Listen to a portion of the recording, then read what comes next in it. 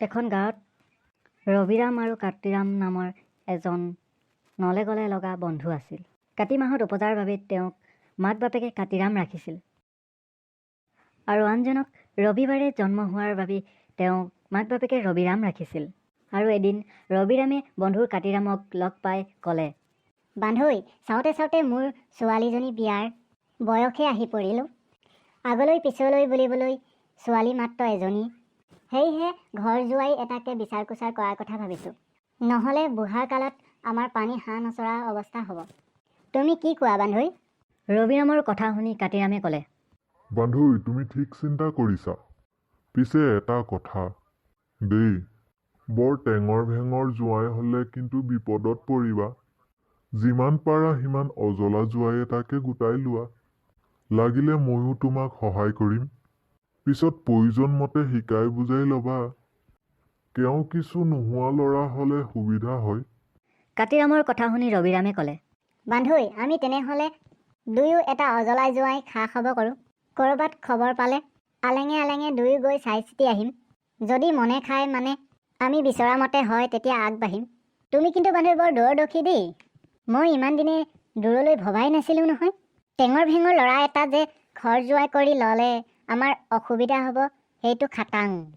তুমি কিন্তু মোক বৰ ভাল পৰামৰ্শ দিলা বান্ধৈ। তোমাৰ দিহা পৰামৰ্শ মতে আগবাঢ়িব লাগিব। ৰবিৰামৰ কথা শুনি কাতিৰামে ক'লে, বান্ধৈ, ভাল ফল পাবলৈ হ'লে দুদিন প্ৰয়োজন হ'লে ধৈৰ্য ধৰিব লাগিব। তুমি ঠিক কথা কৈছা বান্ধৈ। আমি দুয়ো খা খবৰ কৰিলে নিশ্চয় ৰূপালীৰ বাবে মনৰ পচন্দ জোৱাই পাম। কথাতে কয় নহয় বোলে, যত্ন কৰিলে যত্ন পায়। মই থাকোঁতেই আজিৰ পৰা বান্ধৈ তুমি এই বিষয়ে চিন্তা কৰিব নালাগে। পিছে এতিয়া সময়ো বহুত হ'ল।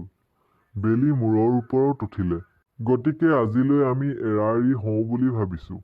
কাতিৰামৰ কথা শুনি ৰবিৰামে ক'লে, বান্ধৈ, চাউল সিজোৰা মুঠি আমাৰ ইয়াতে ধৰিলে কেনে হয়? তোমাৰ অসুবিধা নহ'লে মোৰনো কি আপত্তি থাকিব পাৰে। তাৰ পাছত ৰবিৰামে কাতিৰামক ভাত পানী খুৱাই বিদায় দিলে।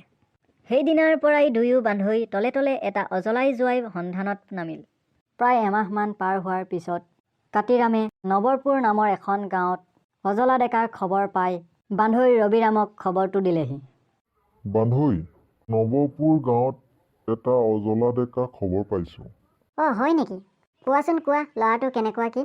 ল'ৰাটো মাক বাপেক, বাই ভনী, ককাই ভাই কোনো নাই। 10-12 বছৰ মানৰ আগতেই হাইজাত পৰি সকলো হেফুৰি হ'ল। তাৰ ঘৰত থাকি ডাঙৰ হ'ল। ভেটিটো বাদে আন মাটি বাৰী এডালো নাই। বাপেকৰ ভেটিটোতে ওচৰ চুবুৰীয়া লগ লাগি নৰাৰ চালি এখন পাতি দিছে। এনেদৰে চলি আছে। অজলা বাবে তাক গাঁও মানুহে অজলা নাম দিলে। আচল নাম আছিল সোণটো। সিও নিজকে অজলা নামে চিনাকি দিয়ে। সিও পাহৰিলে তাক মাক বাপেকে দিয়া নাম যে সোণটো।